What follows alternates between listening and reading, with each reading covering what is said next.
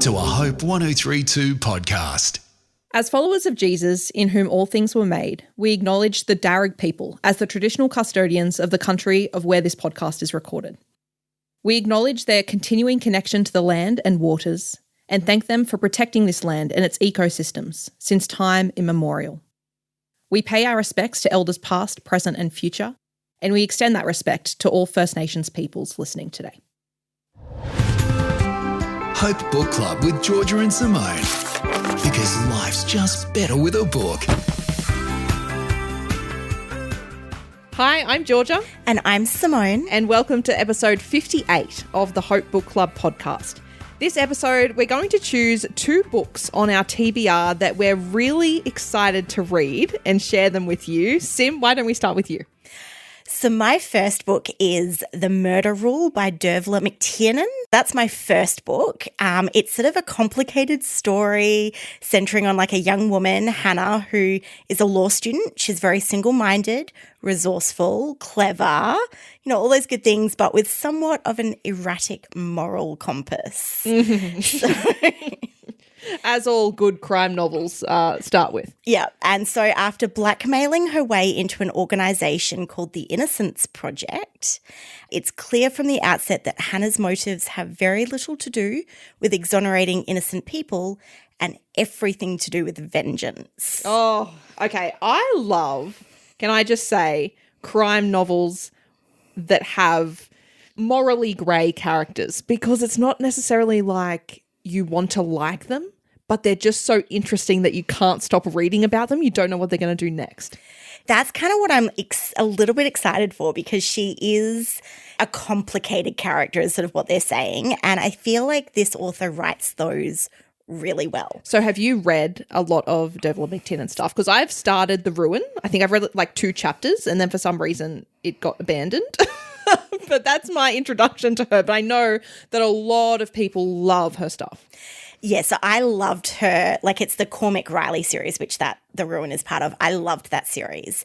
And so like I'm kind of excited as well because it's like a standalone, which is a first for her. But also like, as I heard someone sort of say about this recently, they said it's like when you get something you love but in like a different colour or flavour. I love that. And so that makes me excited. Like I'm like, yes, like I love when I find the perfect thing and I can just get it in multiple different things. I was going to say, so you know basically what you're getting because you have read a whole bunch of her stuff. It's just going to be slightly different and you'll still be surprised in a good way. Yeah, and that's what I love. Like it's still a different flavour. It's still a different colour. Like it's different, but you can kind of go in with that knowledge of I know her writing is good. Yes, that's why I think I'm excited for it. So what books kind of are similar? Obviously you mentioned the Cormac Riley series, so pretty much anything by Dervla McTiernan I'm sure will probably prepare you for this book, but are there any other authors? On Goodreads, it did say that a lot of people who liked this book also like Jane Harper. Yeah. So I think it's got that kind of vibe. That pipeline of Dervla McTiernan to Jane Harper is very strong, for sure. My first book, less of a crime novel, a little bit lighter, still got some hard themes. It is called Mary's Last Dance by Mary Lee. Now, you may not have heard of this one, but I guarantee you've probably heard of Mao's Last Dancer by Lee Swing Sin. It was a very famous book about 15 years ago about Lee, his memoir. He was a boy from a poor village in China. He got chosen one of like 12 people in the whole country for a rigorous dance academy. And it was basically his ticket out of poverty. He had to move away from his family. He was like 11 and he learnt to dance and he ended up becoming a professional dancer. He shares his story from this village to eventually moving to Australia, moving all over the world, being part of these professional ballets. But Mary is his wife. So she is also a ballet dancer. They met while they were both dancing at the Houston Ballet. So she's mentioned a lot in the book, but it is her untold story of her life and career because they fell in love. They soon became the darlings of the ballet world. They had their first daughter, Sophie. Everything was great. And then right at the height of her international career as a dancer, Mary disappeared from view. That was it. And she is finally ready to tell her story as to kind of what happened and I guess her role in this whole, life of Lee Swing Sin and this incredibly famous, almost traumatic journey that they've both been on together. And yeah, she's ready to share that in this memoir. So I'm really excited for that one. Have you actually read Mal's Last Dancer? I haven't, but I love the mystery of you sort of know the story, but you don't know her perspective. And also it's like delving deeper into the story. Yeah. And That's awesome. I think you as a former dancer, Sim, you will adore this because I used to dance as well. So reading this while I was still dancing, it was a beautiful story. And this one has actually been on my TBR for a couple of years. It's not a new book or anything like that. It was a Christmas present from my mum because Mal's Last Dancer was genuinely one of my favorite books as a child. Like I read this cover to cover so many times. Really recommend the film adaptation as well, which is brilliant. But one thing I'm really excited for in general is memoirs obviously center a singular person. That's how they're kind of, I guess, set up to be. And there's nothing wrong with that. But reading Mal's Last Dancer, I wanted to know more about these other characters. I wanted to know more about Mary. I wanted to know more about her role in Lee's story. The ability to be able to read her story now, I'm really excited. I always love when you can delve into more characters. What kind of books do you think that'll be like? You know, Mal's Last Dancer for sure. Mal's Last Dancer, I would just recommend you reading first if you're planning to read this because it sets up the whole scene beautifully. It's kind of an assumed knowledge kind of situation. But if you're looking for other memoirs that kind of have hard, traumatic themes but also a sense of hope, I would recommend The Happiest Refugee by Anh Do, an absolutely beautiful memoir from him.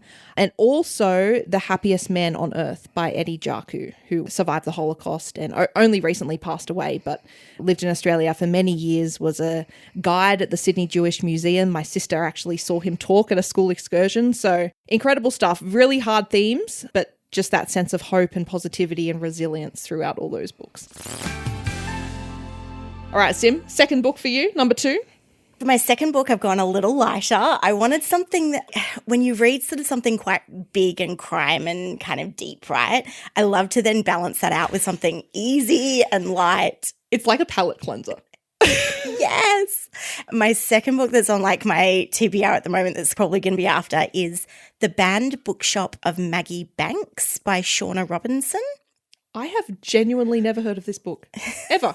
It's not the most well-known one, but I kind of went looking for something that was a little lighthearted, but not like romance without it just being like fluffy romance. Sure.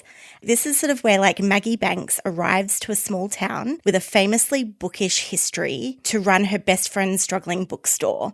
And she expects to be able to just sell books like, you know, bestsellers and all of that kind of thing. But the town's literary society insists on keeping the bookstore in the past. Ooh. To help save the store, she starts an underground book club. Oh. While trying to keep it secret and quiet and like, you know, sell stuff, it's almost impossible and becomes even harder when she unearths a town secret that could upend everything. It's like a cozy mystery. Right? I love it. With romance. Do you think we could make Hope Book Club more secretive by going underground, I reckon? That would give us an air of mystery. It would. We've kind of jumped the gun that we already have like 58 episodes. Is that? Yeah, you know, if we want to go like fully underground, you can still join the Hope, like the Facebook group. That's a little, exclusive. That's the underground. Yeah. I'm excited. I love stories like with romance, but characters who like challenge rules. I love a little bit of anarchy and like rebellion with my romance. That is so cool. And I feel like this will be interesting as well from the perspective of like old, classic, wanting to keep things and resisting change while also trying to bring something new and bring in those sort of changes that are needed while respecting what's gone before. It'll be interesting to see how that kind of gets balanced. Well, that's also just the story of real life, isn't it? We're constantly doing that. And even if you look at the, you know, political landscape at the moment, quite literally that the title has banned bookshop in it. We're looking at books being banned and this whole situation over in the States at the moment. I think it's really important to juggle that, obviously respecting the past and acknowledging history, but also moving forward. It'll be interesting to see like how does this author deal with that while keeping it very much about the mystery and the, you know, moving things along while also falling in, you know, the main character falling in love, presumably, since it is classed as a romance. I hope so. All right, what books, because I haven't heard of this one, what books do you reckon could be similar? It gave me a lot of, like, when I was looking at it and trying to decide whether to read it, it gave me some Wattle Island Book Club vibes, you know, like from our first live event. Yes. I definitely think it's a lot more lighthearted than that one and sort of more focused on the romance, but there's sort of that mystery to unearth and kind of a new person coming into a town with a love or, you know, relationship to books. So I think there's sort of probably a bit of that. And the Lonely Hearts Book Club by Lucy Gilmore and The Littlest Library by Poppy Alexander. It's sort of ones that I've heard it's fairly similar to. Basically, if it has book in the title. Yeah. Absolutely. If it's about a bookstore or a book club or a group of people either loving or hating books to begin with and then loving, I have heard it's also kind of like better than fiction because Maggie she's not a huge book lover at the beginning of this book. And she's a convert. Is a bit of a convert with this. And so that sort of makes me think of Better Than Fiction by Alexa Martin, which is also high on my TBR list. Okay. All right. I'm excited. I've also chosen a lighter one for my second book, and I only found this week. I did not even know this book was coming, but Sophie Green has a brand new novel out. That woman, I don't know how she writes so quickly. Didn't she just, I swear, her last book came out like less than a year ago. Amazing. It is called Weekends with the Sunshine Gardening Society. It centres, once again, as all of her books do, around female friendship, the perspectives of multiple women. So this one is set in Noosa in 1987, and 4 women join a local gardening club. Cynthia is newly divorced. She's returned to her hometown from LA to reconnect with her 19-year-old pregnant daughter, who is determined not to listen to her mother. Cynthia's former best friend, Lorraine, she has been stuck in a rut, in a cycle, a lawn mowing business that was her husband's dream and not hers, and she wants to get out, basically. They convince each other to join this local gardening club.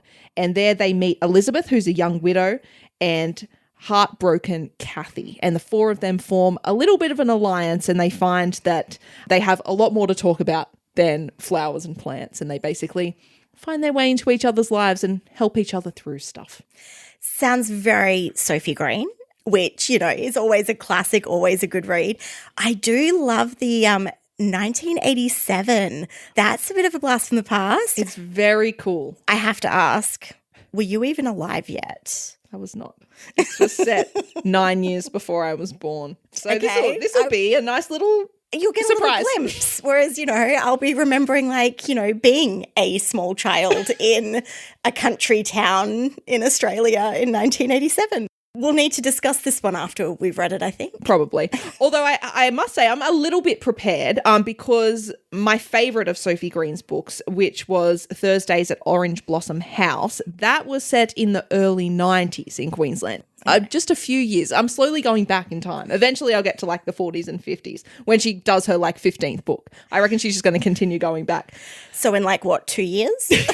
Right? This woman is amazing.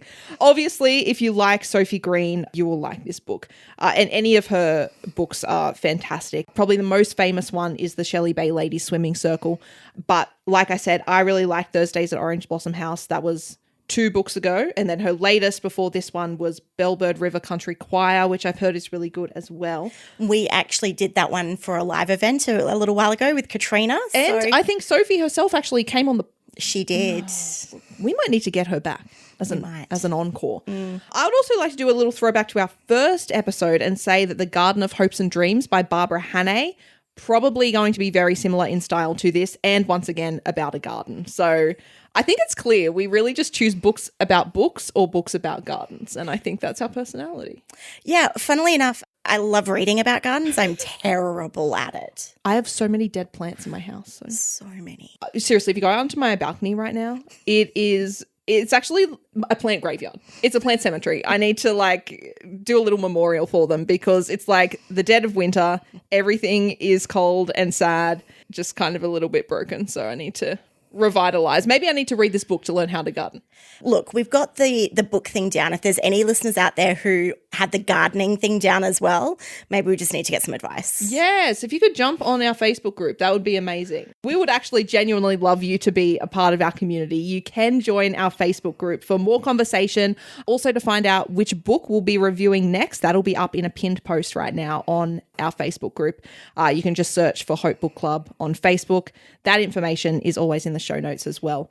We'd also love this podcast to reach more people. So you can rate, review, subscribe, share it with some friends. Just send them a link to this episode if you think someone you know will like it. That's a really great way to grow the community as well. And it's how we've seen this community, especially this Facebook group, grow so fast in the last few weeks and months. People just sharing it with their friends, enjoying the episodes, which we are really proud of and really love to see. Thank you so much for listening to this episode. Until then, stay reading. We will catch you next time. Sim, I believe you've got a quote to end on? I do, from novelist, teacher and journalist Liam Callanan. Every book in a bookstore is a fresh beginning. Every book is the next iteration of a very old story. Every bookstore, therefore, is like a safe deposit box for civilization.